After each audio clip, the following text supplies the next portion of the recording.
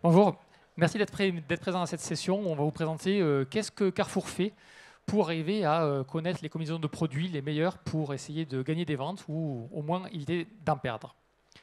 Alors avant d'aller un peu plus loin, je voudrais juste dire merci aux sponsors. Sans eux, on ne serait pas là, donc voilà, c'est juste une petite pub, mais pour eux. On sait que Carrefour est très fort sur la pub et la promotion, mais c'est un petit peu plus, mais pour eux aussi. En fait, ah oui, excuse-moi, même présenté, j'ai attaqué directement le sujet.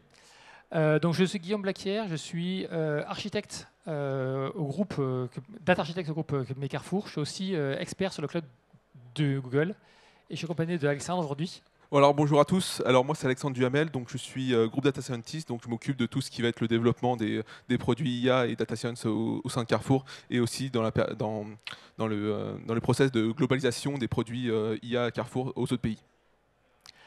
Merci. Et en fait, avant de rentrer dans le sujet, je voudrais vous parler du fait que les retailers, Carrefour et d'autres, ont plein de données. De données, on en a énormément.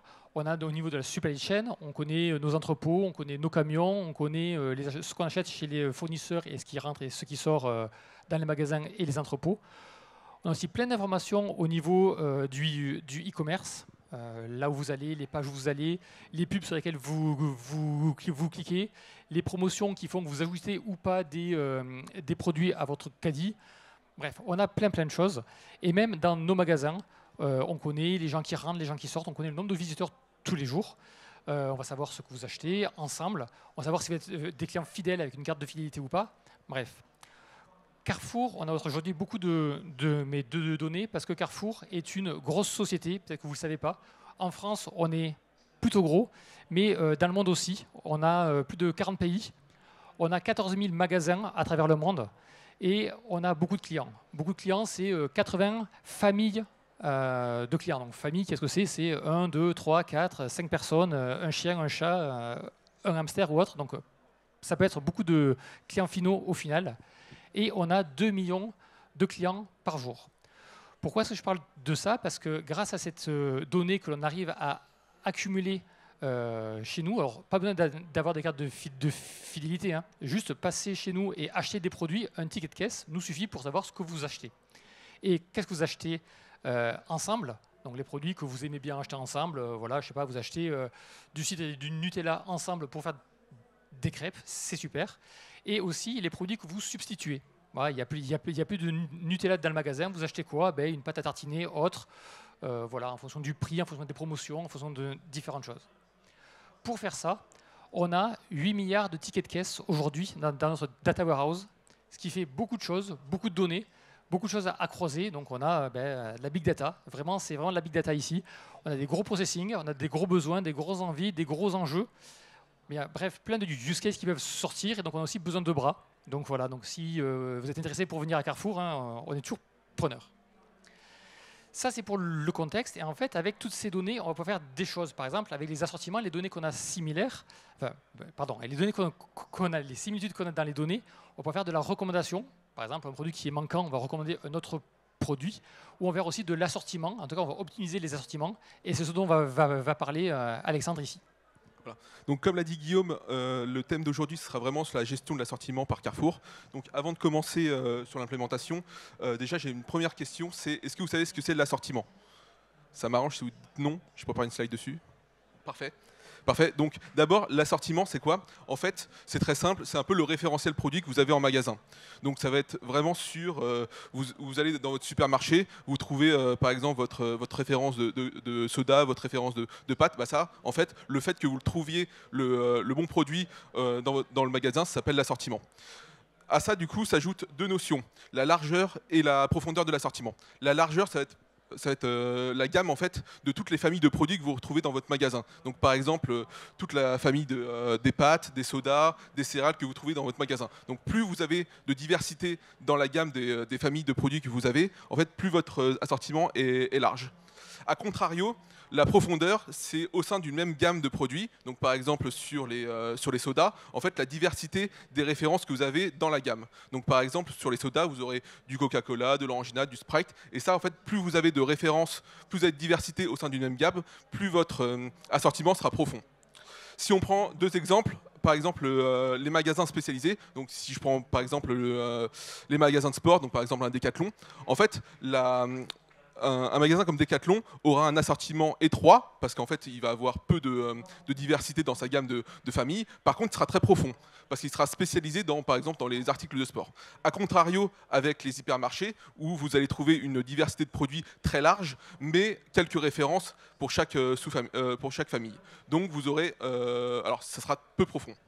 Enfin, juste mes références. Juste pour information, chez Carrefour, on a 350 références de dentifrice différentes. Donc voilà, la profondeur elle est quand même pas trop mal sur les dentifrices chez Carrefour. Et donc c'est pour ça que du coup le sujet de l'assortiment, c'est vraiment un sujet stratégique majeur pour le retail, et en particulier pour le retail physique. C'est un peu comparable pour tous les business de e-commerce à la reco-produit. C'est vraiment le nerf de la guerre du retail. Et pour savoir pourquoi l'assortiment est important, on va regarder deux aspects. D'abord l'aspect business, donc d'un point de vue des métiers, d'un point de vue en fait, de la négociation, c'est très important d'avoir une vision globale de l'assortiment pour pouvoir mieux négocier avec les fournisseurs de manière nationale, pour pouvoir en fait, du coup mieux prévoir en fait, votre logistique et votre supply chain. Et ensuite, d'un point de vue client. Et d'un point de vue client, en fait, on va se baser sur une étude américaine qui va nous montrer en fait quelle est la réponse des clients face en fait à l'absence du produit qu'ils étaient venus acheter dès le départ. Donc vous avez du coup un premier quart où en fait le client en fait ne va pas acheter de produit, ou va du coup délayer en fait son achat. Donc pour une enseigne comme Carrefour, en fait, on va perdre du coup le CA, un CA immédiat. Ensuite, vous allez avoir un tiers où le client va aller chez la concurrence. Donc ça, c'est vraiment ce qu'on essaie d'éviter, parce qu'en fait, on ne va pas juste perdre le CA du produit, mais aussi tout le panier. Donc c'est vraiment quelque chose qu'on va essayer d'éviter. Et enfin, vous avez à peu près un peu moins de la moitié, où en fait, le client va substituer son achat avec du coup un produit de la même gamme, mais sur une marque différente ou sur la même marque. Donc c'est pour ça qu'en fait, le sujet de l'assortiment est vraiment primordial pour un business comme Carrefour. Et enfin, d'un point de vue aussi business, en fait, du coup, la création de l'assortiment, c'est vraiment un process long et fastidieux. Ce qui a été fait actuellement, c'est manuellement. Ça prend à peu près pour une quinzaine de personnes. À temps plein, ça prend à peu près 4 mois en fait, à définir l'assortiment, et ça de manière annuelle. Donc sur une année, on a vraiment 4 mois où on a des gens qui bossent à plein temps dessus. Juste un petit cas un peu pratique là-dessus. Je suis sûr que vous avez tous eu un jour ce cas-là. Vous êtes allé dans un magasin pour acheter quelque chose. Je reprends mon exemple avec vous voulez faire des crêpes. Parce que Nantes, bon, on va dire que c'est la Bretagne, donc voilà, donc Nantes on fait des crêpes. On va acheter du Nutella, parce que vous êtes fan de Nutella, parce que le Nutella c'est ce que vous aimez, et aucune pâte à tartiner n'a d'équivalent au Nutella. Et vous allez au magasin, vous achetez du Nutella, enfin vous souhaitez acheter du Nutella, et prendre une ou deux bouteilles de cidre en même temps, parce que c'est sympa de boire du cidre avec des crêpes. Vous entrez dans un premier magasin, il n'y a pas de Nutella. Qu'est-ce que vous faites? Eh bien vous partez. Donc le magasin n'a pas votre CA, et en plus, il passe pour un magasin qui n'a pas les produits qu'il faut, donc vous perdez en confiance, ou voilà, vous ne voulez pas revenir dans ce magasin. Vous faites 300 mètres, parce que des supérettes, il y en a à tous les coins de rue. Vous faites 300 mètres, vous allez dans un autre magasin. Là, vous trouvez du Nutella, vous trouvez du cidre, donc vous achetez plus que ce qui était prévu au début, donc vous achetez le Nutella et le cidre, et donc vous faites du CA pour le magasin. Vous aimez bien ce magasin, puis il a les produits que vous voulez, et donc vous allez devenir fidèle à ce magasin, et par rapport à l'autre qui perd tout. Donc c'est justement ce qu'on veut éviter. On veut éviter que vous partiez ailleurs, donc on va faire ce qu'on appelle de la rétention de clients, et pour ça l'assortiment est vraiment très très importante. Voilà. Donc partant de ce constat-là, en fait, du coup, la question s'est posée comment du coup adresser cette problématique. Donc du coup, en début d'année, début 2022, en fait, Carrefour du coup a monté un méta-projet qui s'appelle Assortment Builder, qui est en fait du coup un méta-projet qui regroupe plusieurs modules. Enfin, en soi, c'est plusieurs projets au sein de ce méta-projet. Et en fait, le but d'Assortment Builder, c'est de faciliter du coup la création de l'assortiment. Donc ça répond à 3 objectifs. Une partie d'automatisation. Donc d'ici 2024, l'objectif, c'est d'avoir 80% d'automatisation des process d'assortiment. D'avoir, du coup, d'un point de vue digitalisation, d'avoir vraiment un outil en fait, un outil centralisé et collaboratif pour éviter tout ce qui est shadow process, pour éviter que les métiers aient des Excel un peu stockés en local et qu'on perde de l'information. Donc c'est vraiment d'un point de vue un peu digitalisation et mise à disposition d'un outil. Et aussi d'un point de vue de challenge des process et d'avoir un peu d'apporter un peu l'aspect data et l'aspect surtout data-driven du coup de l'IA pour ces process-là. Donc ça, c'est vraiment le cœur du projet. Ce projet-là va se reposer sur 3 aspects. La première partie, ça va être du coup la définition des unités de besoin. Donc, qu'est-ce qu'une unité de besoin? En fait, c'est quand vous arrivez du coup dans un magasin Carrefour, vous avez un besoin, vous avez une liste de courses, et en fait, du coup, ces besoins-là, en fait, peuvent être représentés par certaines références. Donc, par exemple, on prenait le cas de la pâte à tartiner. Donc, soit vous prenez la marque la plus connue du Nutella, soit une autre si elle n'existe pas. Et donc là, ça fait vraiment le lien directement avec l'ancien graphique. C'est que si le produit n'est pas présent, en fait, ce qu'on veut, c'est maximiser la partie où, des 50% où en fait le client va se rabattre vers une autre référence. Donc ça, c'est notre première partie où on va se focaliser dans cette présentation. La deuxième partie, du coup, c'est l'optimisation des références. Donc là, d'un point de vue en fait national, en fait, Carrefour a différents types de magasins, des hypermarchés, des supermarchés ou des proxys, enfin des Carrefour City qui sont petits, et en fait ils ont des contraintes physiques différentes. C'est-à-dire que mon rayon par exemple de pâtes va pas être le même dans un supermarché ou dans un supermarché. Par exemple sur le hypermarché on peut avoir 80 références de pâtes différentes, là où dans le supermarché en fait on va avoir peut-être 40 ou 30. Et le but c'est vraiment d'un point de vue national de se dire bon en fait je peux mettre 40 produits dans mon rayon, lesquels je prends afin d'optimiser en fait ma métrique business, donc ça va être par exemple le CA. Et enfin, alors là, une maille beaucoup plus fine au magasin, le Store Adapter qui va, à partir d'un magasin donné, en fait, affiner mon assortiment pour pouvoir booster les performances. Donc là, ça va être par exemple, j'ai mon magasin ici à Nantes, à côté de la salle, qui est que je voudrais peut-être réduire ou augmenter mon rayon pâtes parce que je sais que j'ai beaucoup de demandes sur cette gamme-là. Ou à contrario, ou aussi, je peux pousser peut-être ou enlever des unités de besoin qui ne sont pas forcément adaptées un peu à la segmentation des clients locaux. Donc par exemple, sur des magasins ruraux pour la nourriture pour chiens, on va privilégier la nourriture pour les gros chiens, alors que les urbains, peut-être pour les petits chiens. Donc là, ça va être vraiment à la maille magasin.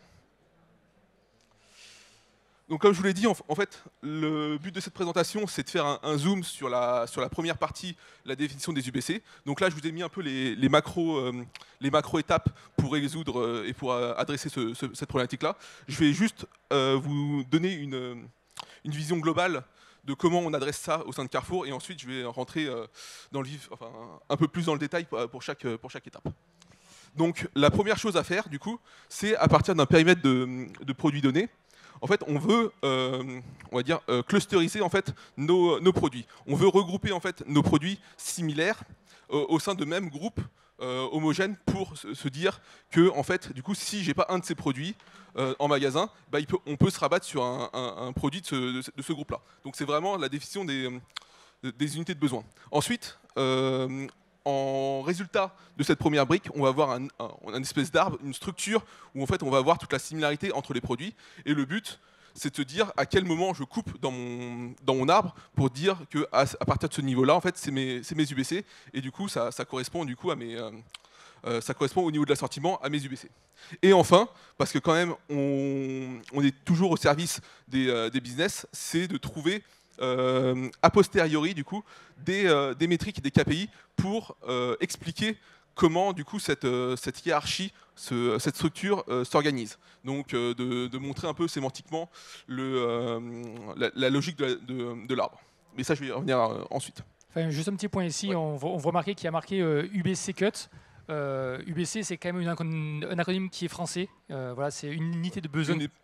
client. Donc, ne cherchez pas un acronyme en anglais. C'est juste qu'aujourd'hui, tous les pays de Carrefour se sont habitués à cet acronyme-là. Donc voilà, c'est pour ça qu'on l'utilise, mais il n'y a rien d'anglais dans ça. Donc là, je vais aller un peu plus dans le détail du coup sur notre clusterisation de produits.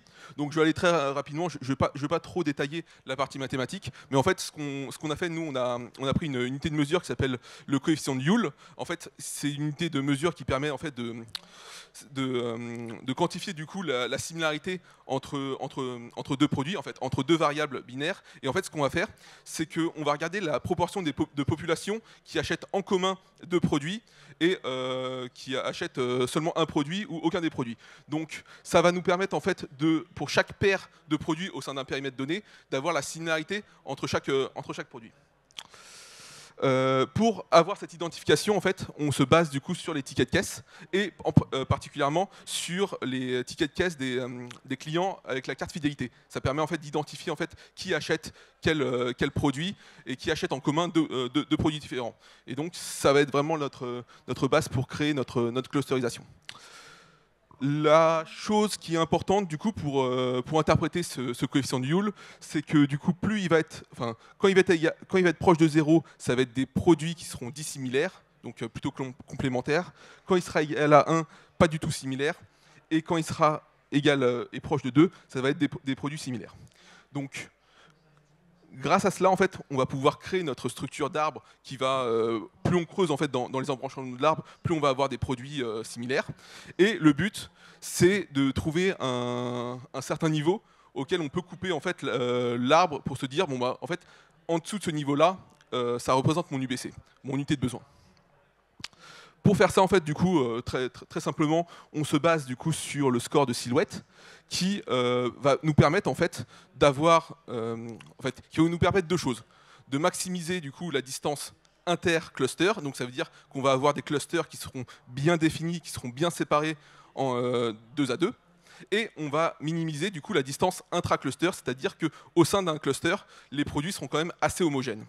Et donc ça va être la clé en fait de la performance de l'algorithme.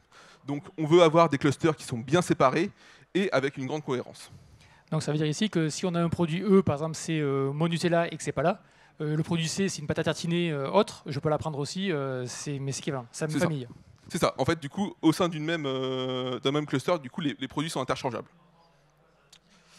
Et enfin, dernière étape, la dernière, mais c'est pas la plus simple, c'est du coup a posteriori de mon algorithme de l'expliquer en fait à mes utilisateurs.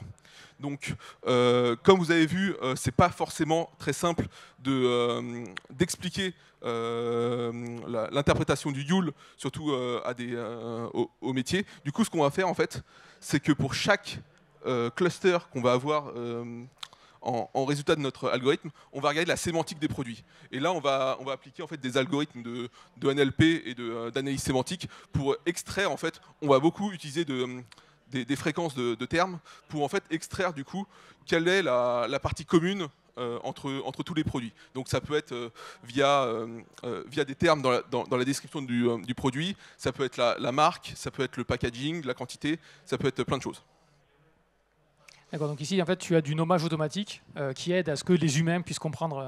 Et ça permettra, du coup, dans notre structure en termes d'arbre, de comprendre, en fait, quand on a une découpe, qu'est-ce qui va être la différence entre deux embranchements. Par exemple, si ça va être du bio ou du non-bio. Ok. Bon, avant d'aller sur les résultats que l'on a obtenus, parce que depuis un mois, on est live au moins sur la France, on va parler un petit peu architecture. Comment est-ce que ça a été mis en œuvre? Alors avant de rentrer avant de faire un deep dive, je voudrais juste rappeler que depuis 2018, Carrefour a fait un partenariat stratégique avec Google. Donc Google au sens large, hein, donc c'est Google Workspace, donc pour tout ce qui est suite bureautique, Google Cloud pour tout ce qui est hébergement, mais aussi du Google Ads, on a du Google Analytics. Bref, on a fait un full in sur du Google Cloud, bien que notre site de e-commerce soit sur du Azure, mais bon, ça c'est du legacy. Voilà, donc en fait, c'est juste pour vous dire que ce sera hébergé forcément sur du Google Cloud, cette application. Alors encore, avant de rentrer dans le détail, vous expliquer quelles sont les différentes parties techniques de l'application. En fait, il n'y en a pas beaucoup, hein. Il va y en avoir 2 ou 3, on va dire. La première, c'est qu'on va avoir un front-end qu'on va présenter à nos utilisateurs. Donc, il faut savoir que nos utilisateurs, ce sont ce qu'on appelle des catman, des catégories managers, qui vont gérer justement ces catégories dans chacune des familles de mes deux produits. Donc en fait, on a un front-end, on a un back-end qui va exposer des API qui va permettre de communiquer.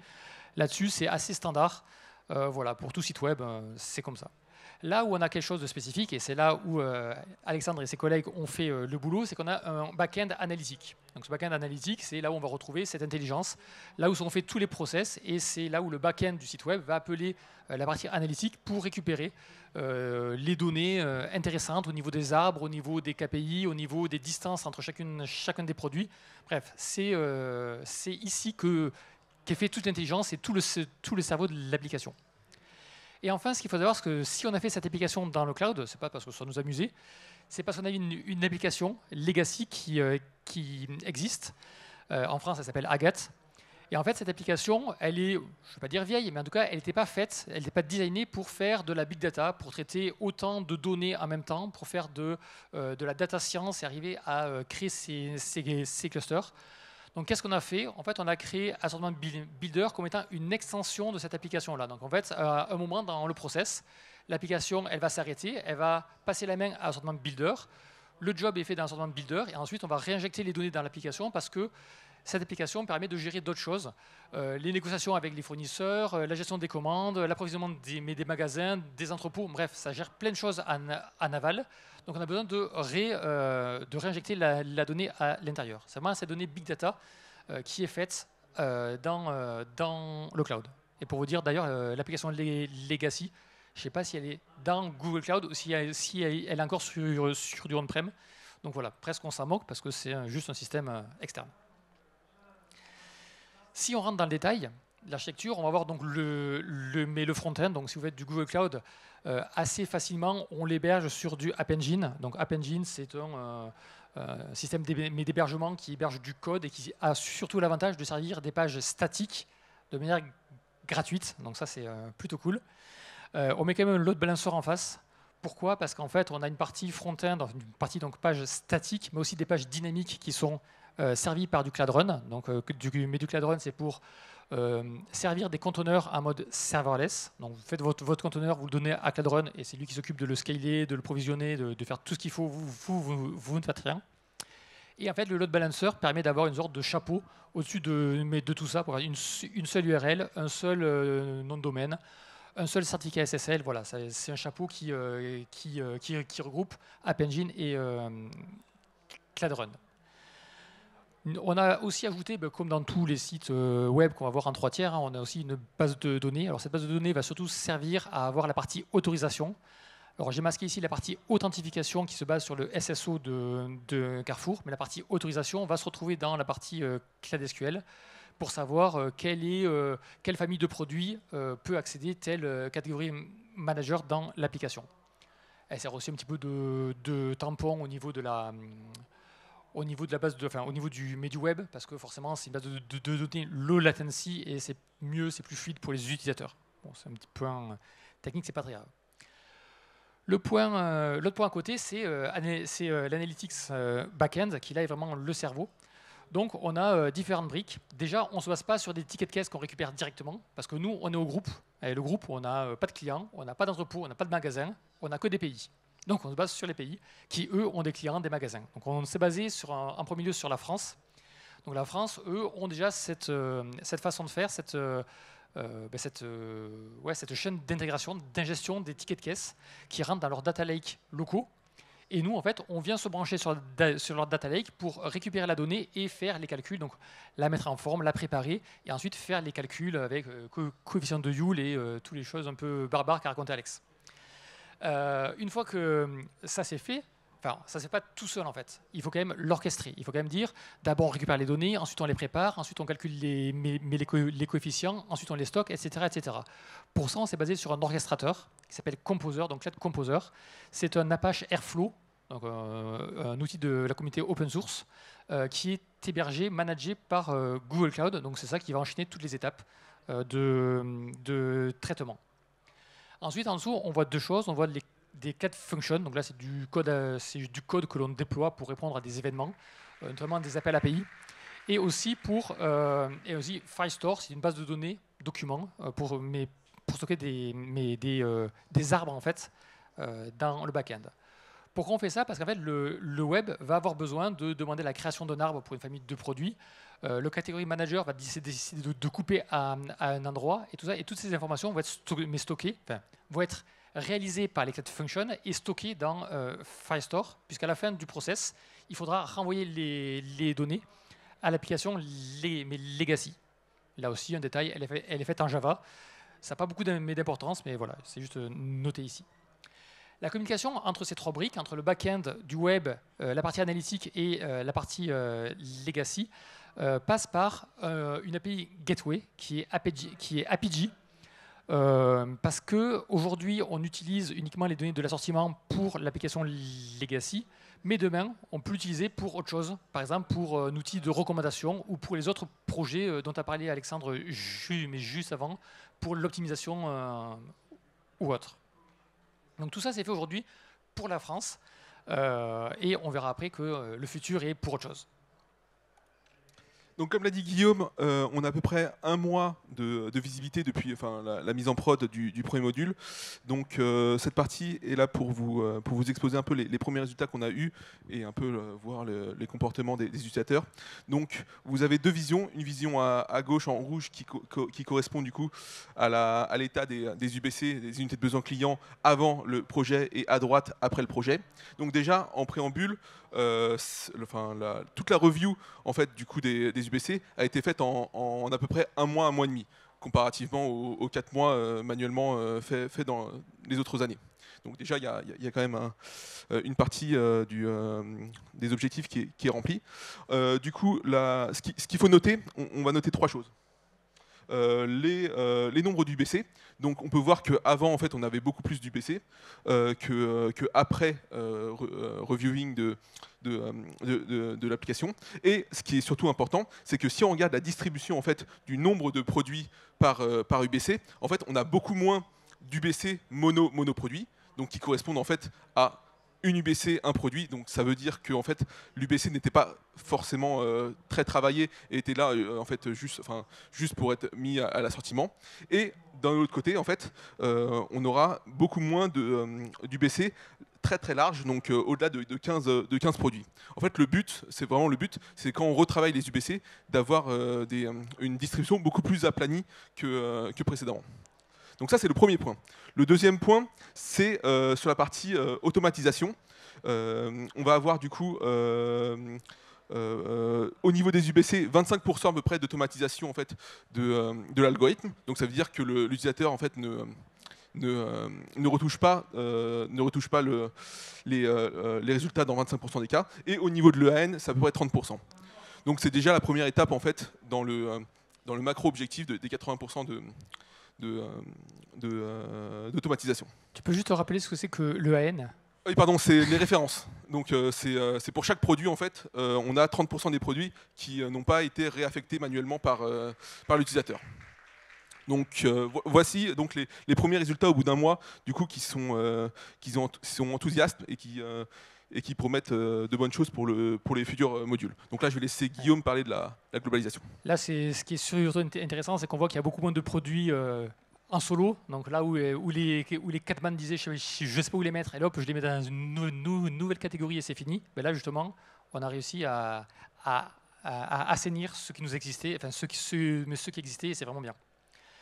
Au niveau infrastructure, donc j'ai dit qu'on avait fait au niveau de la France, donc c'est très bien, on a fait quelque chose pour la France, on a en prod depuis un mois et demi, c'est super, mais bon, mais Carrefour, on a plusieurs pays, on a notamment ce qu'on appelle 9 pays intégrés, donc la France plus 8 autres, et on aimerait bien reproduire ce qui a été fait en France ailleurs. Donc c'est le challenge pour 2023.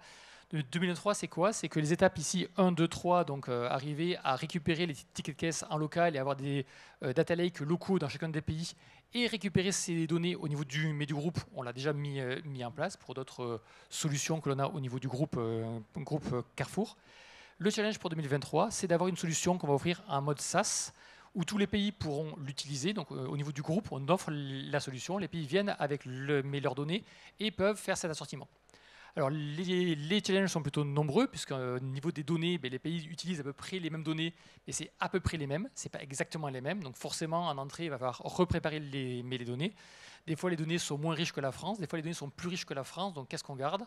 Quelle est la couche sémantique qui fait office de base pour tous les pays? Est-ce qu'on a un métamodèle qui nous permet de tout décrire? Voilà, là aujourd'hui on est en pleine analyse de ce sujet-là. On va y arriver en 2023 pour faire ça. Et donc ensuite, une fois que les données sont traitées donc dans la couche numéro 4, on fait l'assortiment. Après, il y a cette grosse flèche bleue qui revient dans les pays. Pourquoi? Parce qu'en fait, une fois que les données d'assortiment sont produites, il faut les réinjecter dans les outils locaux. Je n'ai pas de Agathe en France, mais les autres pays ont aussi leurs propres outils qui sont propres à leur business, propres à leur façon de faire, pour gérer encore les commandes, les négociations mes fournisseurs et autres. Donc tout ça, c'est des choses que l'on doit mettre en place en collaboration avec les pays. Toujours pas évident, hein, puisqu'on a, si vous travaillez avec différents pays, différentes entités, il faut que tout le monde soit sur le même rythme et tout le monde sur les mêmes envies, les mêmes budgets. Voilà. Mais en tout cas, c'est un beau challenge et en 2023, on va avoir des belles choses à faire. C'est tout pour nous et cette présentation. Si vous avez des questions maintenant, n'hésitez pas. Si vous en avez plus tard, dans les allées, on sera là, ou sur Internet, sur LinkedIn, vous nous trouverez sans problème Alexandre et moi. Donc voilà, j'ai vu qu'il y avait déjà une main qui s'était levée ici. C'est au micro, si je vous donne le mien. Merci beaucoup pour la présentation, c'était super sympa. Et je me posais une question, que j'ai compris que vous clusterisez les produits entre guillemets pour recréer des familles qui vous paraissaient plus pertinentes en termes d'unités de consommation. Mais l'optimisation après, dedans, savoir qu'est-ce que vous gardez ou pas, en fait, ça c'est fait à la main ou c'est fait aussi par votre algo? En fait, il y a l'optimisation sur la brique nationale. Ouais, sur la brique nationale, puis après... Okay. Parce qu'en fait, du coup, nous, on part d'un périmètre produit qui est à la famille, en fait, ouais. Et au sein de cette famille, en fait, on va recréer des clusters qui correspondent à l'unité de besoin. Donc, on va avoir, par exemple, une famille de pâtes, et dedans, on va avoir une UBC, par exemple, des pâtes pour 500 grammes, donc ça va correspondre à un besoin, pâtes pour 200 grammes, c'est un autre besoin, etc. Et du coup, en fait, ces unités de besoin, dans la vision d'avoir un assortiment optimisé national, c'est que si on retourne en fait sur cette étude-là, en fait le but c'est que on ne veut pas forcément avoir toutes les références dans tous les magasins, mais au moins couvrir en fait le besoin dans le maximum de magasins. Et en fait, du coup, dans l'optimisation, ce qu'on va faire, c'est que, alors l'optimisation elle n'est pas manuelle, c'est aussi nous qui nous en chargeons, mais du coup, on va essayer du coup de couvrir un maximum d'UBC, de besoins clients, pour éviter de se retrouver dans la situation où dans les 50% où du coup le client va dans un autre magasin ou n'achète pas, pour pouvoir du coup maximiser du coup une fonction métier. Okay. Merci beaucoup. Pas de problème.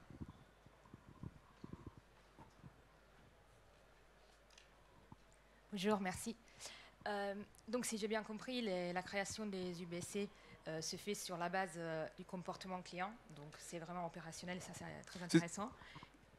Oui, c'est ça. Okay. Et donc, je me demandais si, dans l'idée de pouvoir déployer ça dans plusieurs pays, vous pensiez devoir réaliser une clusterisation, une création de UBC par pays, parce que du coup, le comportement client peut être différent. Ouais. Ce qui est interchangeable dans un pays n'est pas dans un autre pays, peut-être. Oui. Et je termine, et lié à ça, si vous pensez devoir réactualiser cette clusterisation, parce que le comportement dans le temps peut évoluer. Et donc, oui. Si vous pensez réfléchir ça à tous les combien?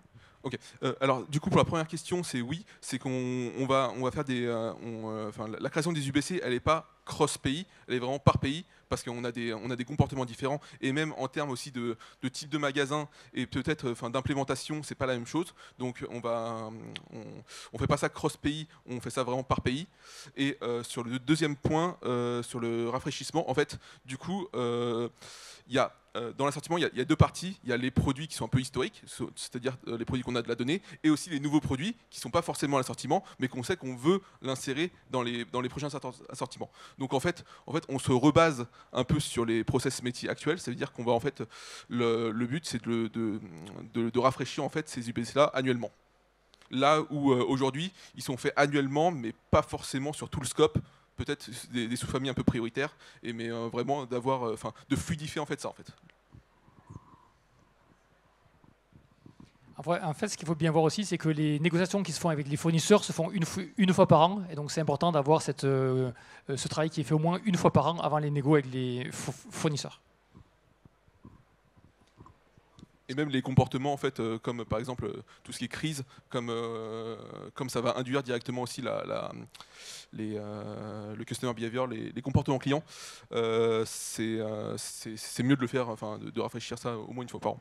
Donc, tu es en train de dire qu'on va manger plus de pâtes, mais bientôt, c'est ça? Exactement. Des énormes rayons de pâtes.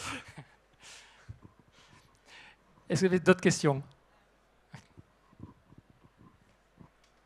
Oui, bonjour et je vous remercie pour cette présentation. C'est que juste une question, vous avez dit que vous avez basé sur les tickets des clients, c'est bien ça? Oui. Mais si un client n'a pas acheté, comment on sait qu'il n'a pas acheté Nutella et tout? Ça, c'est-à-dire, on ne peut pas baser juste sur le ticket, on va baser sur les commentaires, le retour, le feedback. Bah, en fait l'absence de ticket, c'est aussi l'absence d'achat. Et en fait, comme on est sur une base clientèle et en particulier une base d'encarté qui est quand même assez grande, assez significative, on sait que du coup, si significativement, on voit qu'il n'y a pas des interactions entre deux produits, on sait qu'en fait, ça sera pas similaire. Donc en fait, ça serait un sujet si on n'avait pas autant de volume de données en fait. C'est-à-dire, ce que je voulais dire, même sur le commentaire, on base aussi sur le commentaire, récupérer les données et les traiter pour savoir... Sur les commentaires, oui, on pourrait le faire sur le commentaire, mais là, actuellement, on le fait uniquement sur le ticket de caisse. Ouais. Mais c'est vrai que le problème, c'est quand on n'a pas de données, on ne peut rien faire. Et donc, c'est vrai, si on n'achète pas, on ne fait rien. Et c'est d'ailleurs le problème de ces deux tiers-là que l'on voit. Si on n'a pas d'achat, on n'a pas d'information, et c'est même le concurrent qui va en profiter. Et ça, c'est plutôt invisible. Ça, c'est invisible, et ça, c'est problématique. Voilà. Et c'est contre ça qu'on lutte. Mais en effet, sans données, on n'a pas de magie. Sur le e-commerce, on peut avoir des commentaires, on peut avoir des choses, ou sur les réseaux sociaux, on peut savoir que Carrefour a bien vendu ou mal vendu, mais quelque chose, c'est possible. Ça donne beaucoup de traitements. En tout cas, ce n'est pas intégré dans ce produit-là. Mais bon, on sait que sur les outils e-commerce, en effet, il y a des analyses de satisfaction des clients. On a même une note en interne qui existe par rapport à ça. Mais oui, quand on n'achète pas, on ne sait pas.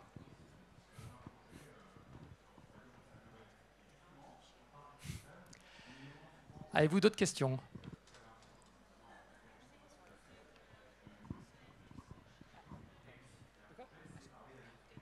Oui.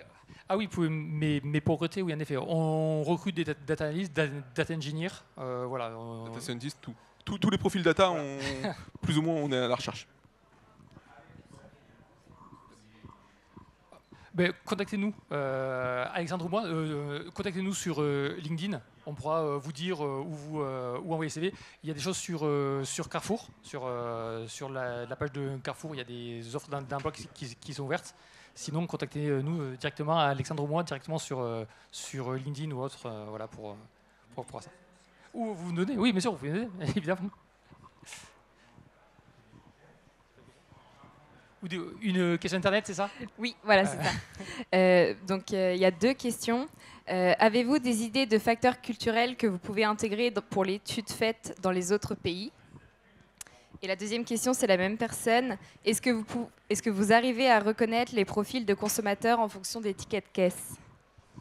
Alors, pour la première question, oui. Et d'ailleurs, c'est aussi un sujet qu'on a dans la globalisation. C'est que... on part pour répondre, enfin le produit répond à certains process, mais en fait les process ne sont pas forcément les mêmes dans tous les pays.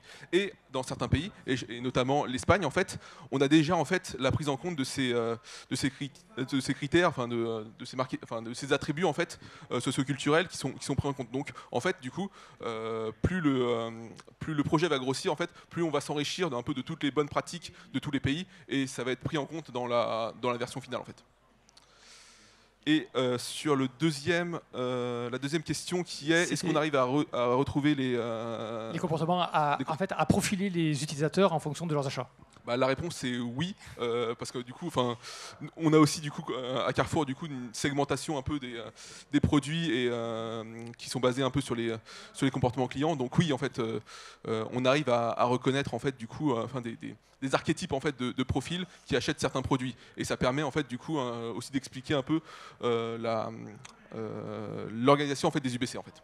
Donc on aura des UBC qui seront peut-être privilégiés pour des profils de type senior, privilégiés pour des sportifs, donc pour tout ce qui est aussi bio, etc. C'est aussi des marqueurs très tranchés, donc on arrive à reconnaître en fait, des archétypes de profils clients. En fait, on connaît beaucoup de choses. On connaît beaucoup de choses mais sur les clients. On sait que si vous avez acheté pendant 10 ans des pâtes et du riz et tout d'un coup vous achetez des couches et de la bouffe pour bébé, vous dites que sûrement vous êtes papa ou maman depuis pas longtemps. Voilà, on sait quand même beaucoup de choses. Alors on peut savoir des choses assez, pas dire intimes, mais quand même assez personnelles sur votre vie au quotidien. Si vous changez votre alimentation, d'un coup vous achetez du bio ou autre, voilà, ça peut faire des choses que l'on connaît de vous sans que vous vouliez qu'on le sache. Merci.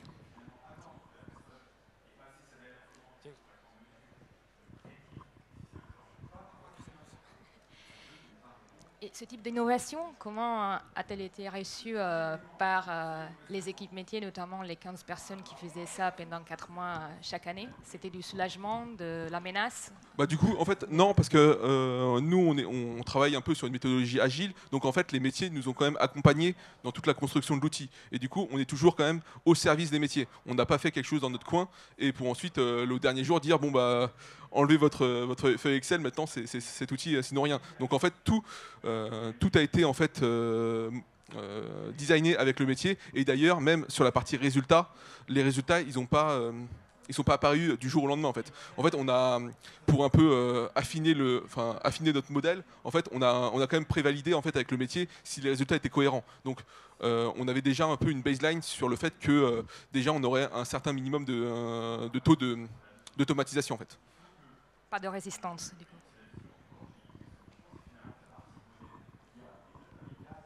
Et d'ailleurs, c'est le challenge qu'on va avoir en 2023. Comme on s'est beaucoup basé sur les process de la France, voilà, on va devoir aussi se baser sur les process des autres pays. Et voilà, on parle un petit peu de données, mais aussi d'accompagnement des utilisateurs et peut-être de change management à faire avec les pays. Voilà, mais c'est un beau challenge. Bon, s'il n'y a pas d'autres questions. Ah si, au fond, ok, on peut continuer. Oui, bonjour. Puisque vous stockez vos données dans un cloud à l'étranger, comment vous garantissez l'anonymisation des données que vous manipulez pour vos calculs? En fait, ce qui est bien, c'est qu'on n'a pas de données personnelles.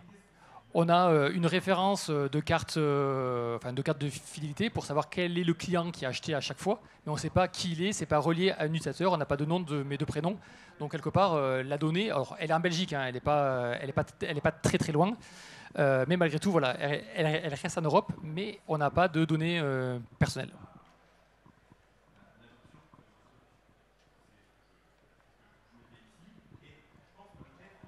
Bon.